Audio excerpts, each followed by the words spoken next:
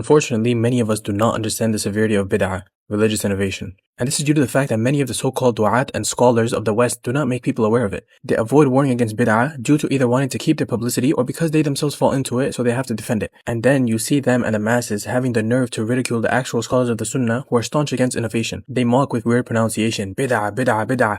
It's all they talk about, as if it's a major sin and the ummah doesn't have bigger problems. Well, I'm not sorry to say, you would be surprised that it is one of the major sins. It was narrated by Imam Shafi'i rahimahullah that for a servant to meet Allah subhanahu wa ta'ala with every sin other than shirk is better for him than meeting him with something from al-ahwa. Al-ahwa means desires, but specifically when we're talking about aqeedah and manhaj, hawa means that which is innovated in the religion due to desires or intellect. Hence why Ahlul Bid'ah, Ahlul Ahwa, and Ahlul Dalala were all interchangeably used by the Salaf. Now let's actually read what the Salaf had to say and see how severely they criticize bid'ah.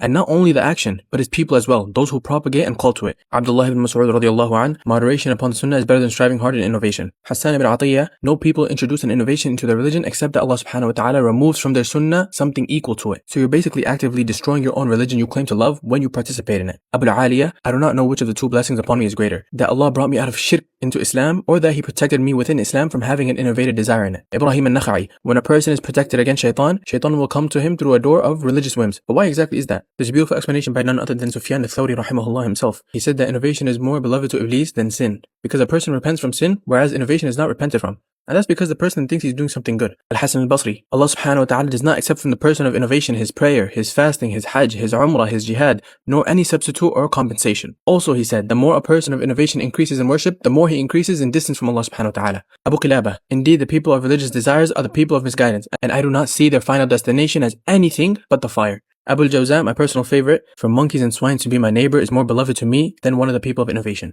And this is just the tip of the iceberg. And the reason why I'm presenting these narrations to you is not for you to become harsh with the people of innovation, unless there's a reason to do so. Because to all these narrations, there are details, such as not all bid'ah being of the same caliber, or maybe it was fell into by accident. The purpose was to show you how severely the Salaf, those who no Muslim in their right mind would reject, spoke about bid'ah. How can you not hate bid'ah and those who propagate it after hearing these statements? How could you not love for your brother what you love for yourself and warn them against it? At the end of the day, bid'ah is not only an action, it's a creedal issue. It's as if you believe that there's something in Islam that wasn't present when Allah subhanahu wa ta'ala said, "Al-yawma akmaltu lakum deenakum."